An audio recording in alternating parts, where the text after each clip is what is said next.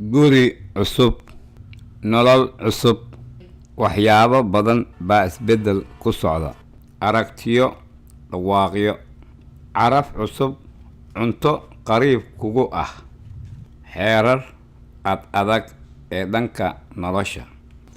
Haddana waxaa jira hal shay oo weli sidiisa ah: jacaylka aad reerkaaga u qabto. Hooyooyin, wiilal, xaasas, walaalo, waxaad rabtaa in dhammaantooda ay noqdaan kuwo faraxsan oo fayaqab ah. Waan ku caawin karnaa. Dunidan cusub aan kula hagno. Si wada jir ayaan ku dhisi karnaa qoysas fayo qaba iyo adiga oo fayo qaba.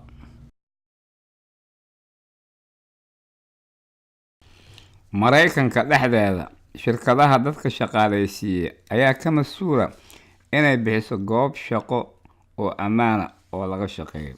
Waxaa ku waajiba inay raacaan sharciga xeerka ilaalinta ammaanka iyo caafimaadka shaqaalaha ee goobaha shaqada ee 1970.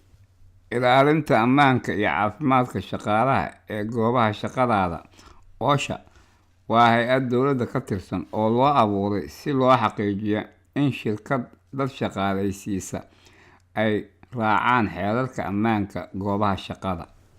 OSHA shirkad dad shaqaalaysiisa waxay ka doonaysaa inay waxyaabo dhowr ah ay samayso si loo xaqiijiyo in goobtaada shaqo ay noqoto goob ammaan ah. Shirkadda dadka shaqaalaysiisa waxay in ay shaqaalaha uga digtaa halista. Tan waxay sidan ku samayn kartaa iyada oo darbiyada ku dhejisa qoraallo ama iyagoo isticmaala midabo ama calaamado kala duwan.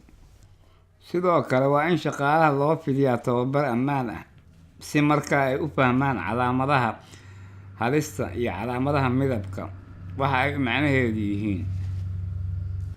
Shirkadda dadka shaqaalaysiisa waa inay xaqiijisaa inaad haysato qalabyada iyo aaladaha ku habboon oo shaqadaada hawshaada si ammaan ah ay ku qabsadaan. Tan macnaheedu waxay tahay in laga yaabo inay ku baahnaadaan inay ku siiyaan ookiyaalo ammaanka indhaha, koofiyad adag, gacmo gashi oo maqaarka kaba biraha ku jira, dhega gashi ama qalab kale oo ammaanka lagu xafidayo. Shirkadda dadka shaqaalaysiisa waa inay qoraan hanaanka howlqabashada, taas oo si cad u sharxaysa sida howlo qaar loo qabto. Waa shaqaalaha inay u tababaraan si loo raaco hanaanka howlqabashada markiiba hal jeer si shaqaalaha aysan dhaawac u soo gaarin.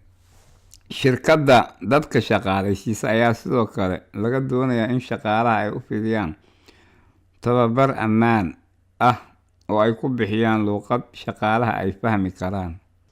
Haddii goobta aad ka shaqayso yaalliin kiimiko, shirkadda aad u shaqayso waa inay leeyihiin barnaamijyo ammaanka ee dhanka kiimikada. Waa in meelaha ay ku dhejiyaan kaar dadka u sheegaya nooca kiimika iyo meesha yaalla, halista kiimikada iyo waxa dhici kara haddii kiimikada ay ku soo gaarto. Shirkadda dadka shaqaalaysiisa waa inay shaqaalaha u tababartaa sida loo garto oo loo akhriyo kaarka si markaa aysan dhaawac u soo gaarin. Shirkadaha dadka shaqaalaysiiya intooda badan ayaa sidoo kale way diiwaan geliyaan wixii dhaawacyo iyo jirrooyin shaqaalaha soo gaaray. Dhaawacyada waaweyn waa inay OSHA ku wargeliyaan. Waxaad xaq u leedahay in aad shirkadda aad u shaqayso weydiisato in diiwaangelinta dhaawac iyo xanuun ay arkaan.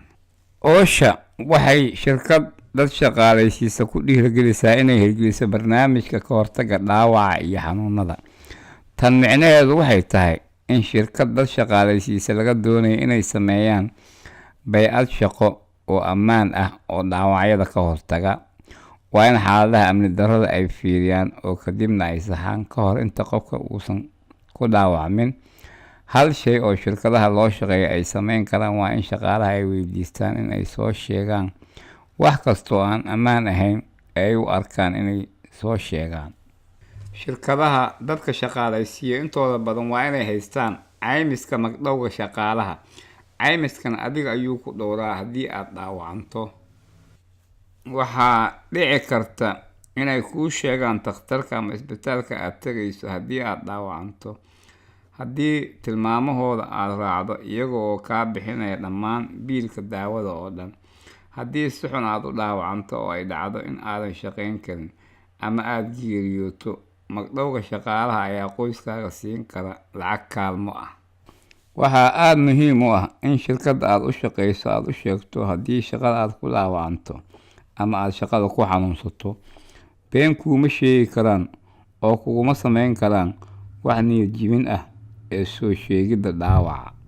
Kuguma samayn karaan wax niyad jab ah oo ku saabsan inaad hesho daryeel caafimaad haddii aad shaqada ku xanuunsato ama dhaawac kaa soo gaaro. Ma diidi karaan inay ku caawiyaan, ma kugu samayn karaan wax takoor ah. Xasuusnow, shirkadda aad u shaqayso sharci ahaan waxaa looga baahan yahay inay xaqiijiyaan in goobta shaqada ay ka dhigaan goob shaqo oo ammaan ah. Waa inay ku siiyaan xogta la xiriirta halista ku tababaran, oo waa inay ku siiyaan qalabka aad u baahan tahay si hawshaada si ammaan ah aad u qabsato. Waa inay ku caawiyaan haddii shaqada wax kaa soo gaaro ama shaqada aad ku xanuunsato.